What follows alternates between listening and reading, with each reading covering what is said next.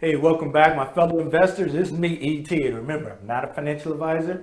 I'm not your financial advisor. I'm just a self-taught investor who's always looking for ways to increase one's net worth and also increase one's financial literacy. In this video here, I'm going to get back to the roots. I started this video, this YouTube channel back in December of 2019. And the focus of this is I wanted to share these 7 tenets of financial literacy with everyone, but also with my family. You know, my immediate family, my families that are out there, my sons, my daughter, my grandkids. This is information I want to share, and hopefully it'll be available for years to come, well after I'm gone. This is something, these 7 tenets of financial literacy, and that word tenet is nothing more than a belief or principle, is what I personally believe in. I personally use, implement, and this is what I follow. It may not be all inclusive. For example, in these tenets, I'm not going to talk about insurance. However, insurance is very, very important, but it would fall into one of the categories, but not a category by itself. We'll talk more about that when we get into it. So I'm just letting everyone know this is the direction now that my videos are going in. And that is, I'm going to talk more about these 7 tenets. In the past, I did talk about one of the tenets, and that was the tenet of investing.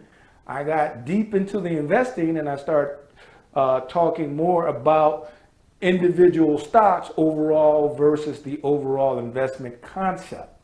I'm getting away from the individual stocks. There's plenty of other YouTubers out there. I'm going to talk about investing. I'm just going to talk about investing in general. I'll give you an idea of some of the things that I'm investing in and why I'm investing in it, but those videos won't be solely dedicated for that particular stock and doing an analysis on it and everything else. There's plenty of other great YouTubers out there for individual stock picks. You know, you've got Chris Sane out there. You got Larry, Stock Up with Larry Jones. You got Mo. What was his name? Mo. I forgot. He's in tandem with Stock Up with Larry Jones. I mean, there's a lot of YouTubers out there when it comes to individual stocks. All right. So what I want to do now is just go over the 7 tenets of financial literacy and go over each one of those tenets and why I think those are important. And future videos, we're just going to, pick one of the tenets and really dive into it. You're going to take a look and see exactly how I view it, my understanding of it, how I am executing or implementing it, and part of my plan when it comes to those particular tenets. So let's go over the 7 tenets now. Like I said, this is a general overview, so to get you prepped for the future videos. Now, tenet number 1. All right, just like with trying to learn anything, it all starts with, being educated, increasing your knowledge, education. But there's also 2 parts to this, / planning. And the reason why I say education / planning is this here. All right. When you start educating yourself about a particular topic, a subject, whatever, you're increasing your knowledge. And you hear people say a lot that knowledge is power. Knowledge is not power. It's the application of knowledge is power. And the only way that you're going to apply the knowledge that you've gained is through planning. So these 2 work hand in hand. If you gain that knowledge and you do nothing with it, it is useless. It is powerless. So knowledge is not power. It's the application of knowledge is power. And then the application comes through, okay, I've increased my knowledge. I've been educated on it. Guess what? Now I'm going to plan to implement that particular knowledge that I gained so that I can execute it. So that you can move from just having an idea or a thought or a dream, because guess what? A goal without a plan is only a dream. But everything starts with a dream. Everything starts with an idea. are you going to do more than just having that idea or having that dream? I want to be rich. I want to be financially secure. Okay, great idea. What are you going to do about it? You got to do something. You got to come up with a plan. Then you got to execute that plan. Application of knowledge is power. All right, so keep that in mind. Got to get educated. Got to increase your knowledge. Got a plan. You got to execute your plan. All right. Tenet number 2. Okay, once you decide, hey, guess what? Let's just say, whatever it is you want to do financially, I'm going to tell you right now, everything's going to start with tenet number 2. And that's, you're going to have to start saving. You're going to have to start saving to get to the point where you can do the next step, which is investing. I'll let you know that right off the bat. All right, which is investing. But you got to start here. Everything starts with savings. And the reason why is savings is because, all right, you want to buy a house. You got to save money to put down payment. Same thing with a car. Same thing with anything else that you want to do. I want to become financially secure. I want to get to the point where I don't have to work anymore. Financial security. But it's all going to start with savings, because one of the first things that you need to do is you got to have a pot of money ready for what life is going to give you. And life will come to you unexpectedly. You're going to have unexpected financial expenses that you're going to have to take care of. You're not going to be able to do that if you don't have a savings. So just like what everyone tells you, you got to start this process here of saving, because you're going to need at least an emergency fund. Now, it depends on who do you follow. Dave Ramsey says, okay, baby step number 1, you got to get $1,000. Okay, I like that. For some people, that's great.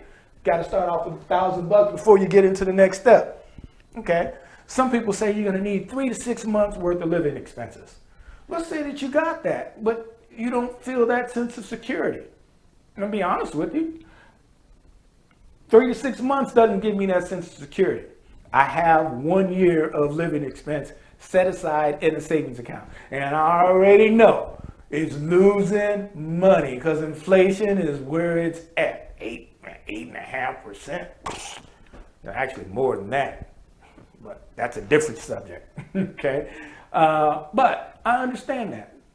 But guess what? Once I got that, once I have my savings, my emergency set aside, regardless of whether it's 1,000, 3 months, 6 months, 12 months, once you have that, guess what? Any other money now goes into tenet number 3, which is, I've already clued you in, is investing. Investing is where your money goes to work for you. Your money starts making money. The more money you have, the more money your money is going to make for you. So that's what you're doing. Now you're increasing there. You're using all of the principles now to investing. And there's a lot of them out there. You know, one of the things that really, what makes investing works, makes your money grow, is compounding. Do you understand compounding? If you don't understand compounding, get educated on it. Start implementing a plan. Have a goal, implement a plan. So that way you can start investing. What are you going to invest in? You're going to invest in assets that's going to have that possibility of increasing in value and also generating income. It could be stocks, it could be bonds, it could be real estate. Also nowadays, you've got this cryptocurrency that's going on. And guess what? Crypto is hard to understand. I'm a student of this crypto game. I'm learning a lot. There's a lot that I don't know. But one thing I do know is this here, is that I have a high conviction when it comes to investing in Bitcoin. I believe that Bitcoin, just like what a lot of the experts says, is going to be is a store of value. And my investment in Bitcoin is not necessarily for me, it's for generations down the line. But it's also going to help me increase my net worth. All right, that's just me. All right, but you got to invest and find something to invest in. All right, Number 4, and this one's a big one. It is credit management. There's a lot of people out there who don't keep track of their credit score, who couldn't tell you what's on their credit report. Okay, guess what, guys? If you want to gain financial independence, you want to increase your financial literacy, you want to increase your financial sense of security, you need to understand your credit. Now, I know, for example, and trust me, I love Dave Ramsey. One of the things he don't believe in credit. But then again, one of the first books that I read that really opened up my mind when it comes to finance in the world of money was Robert Kiyosaki. And you know, he believes in just the opposite. He believes in going and using debt to buy assets that's going to pay for itself. All right? But credit management is important. You need to know what your credit score is. You need to know that when your credit score changed, why did it change? You need to know what those components of that makes up your credit score. Which of those components can have an immediate impact that you can control that will have an immediate impact on your credit score? This is stuff that you need to know. What's changing within the credit world? You know, some of the changes that are happening this year and also next year is medical debt. Big changes coming with medical debt. There's going to be threshold. Think that the threshold is like $500. Over $500 will be on there. Less than $500 won't be on there anymore. All right? Then there's time periods to pay those medical debts off. Those are the changing that is coming. You know, buy now, pay later is coming to be implemented and tracked in your credit report. You need to know that. Okay. There's free apps out there or websites that you can go to. Credit Karma is the one that I use. Some people don't like Credit Karma. Okay, that's them. I'm able to monitor my credit score and I'm able to monitor and see what's on my credit report. And I know that if something pops up, I know to take action. It's not gonna be on there very long without me knowing it. All right. Tenet number 5 is we all do it.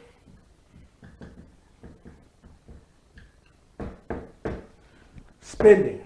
We all have to spend. But there's different categories of spending. All right. You've got your living expenses. That's your rent, utilities, groceries, transportation costs, that type of stuff. You've got your liabilities. You know, liabilities are your car payment, you know, consumer debt, which is like your credit card, student loans, personal loans, that type of stuff there. Then after all that's paid, that's your discretionary income. What are you going to do with your discretionary income? How do you increase your discretionary income? Your discretionary income can help you increase your savings rate and your rate of investments. My discretionary income, because I have very little expenses and really I have no liabilities. I have credit cards. I pay them off every month. It's been years since I paid any interest on a credit card. I don't believe in it. I only use a credit card for something that I know for a fact that I can pay off. I use my credit card to manipulate and gain those points because the points are important to me. All right. Tenet number 6 is giving. Giving is just as important as everything else up there. All right. Don't be a tightwad. You're not going to grow your wealth being a tightwad. Give to charity. Give your churches. See somebody in need, give it to them. When you're tipping somebody, tip more than just, you know, $1 here, $1 there, or 10%. Bottom line, tips when it comes to me, as long as the service is just okay, they're going to get at least 30 to 40%. If it's better than okay, they're going to get even more. I believe in tipping. It's a way of giving. I don't loan anybody any money. I give it to them. If I can't give it to them, they're not going to get it from me, period. But I refuse. I don't loan people. Loans to people hampers or cause relationship problems. If you're giving it away and don't expect it back, it helps you out. Helps out the relationship. The very last thing here I'm going to talk about is tracking. All right, goes back to your plan. If you have a plan, you got to track and see if you're on course, whether or not you need to make some changes. You got to track and know where you're at with your savings. You get your statements, open them up. You got to have a budget when it comes to spending. If you want to gain control of your spending and increase your net worth, guess what? You need a budget. You need to know what your net worth is. Do you know the formula for the net worth? Assets minus liability equals net worth. Is your net worth growing month over month? Are you positive? Are you negative? Are you neutral? My net worth has actually been increasing so far this year, mainly because what happened with the stock market? I am heavily involved in the stock market. I'm well diversified, but stock market took a hit. My net worth took a hit. I'm not panicking over it. Why?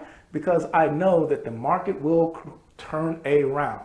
I don't know when, but when it does, I'll be okay. I'm still investing. I'm bringing down my cost basis and I'm increasing my shares. Okay. Also, tracking, open up those statements when you get it. All right. You need to calculate your net worth. You need to know where you're at in your budget. You need to have financial goals and know whether you're on track. You need to track your credit. These 7 tenets of financial literacy, all that's going to do, if you start following that or something even similar to it, all that's going to do is help you increase that level of financial security, that feeling good inside, knowing that, hey, I'm on track with my finance. I don't have to worry about my finance. But also what it's also going to do is help motivate you. You know, once I started doing this, you know, my spending splurge just stopped.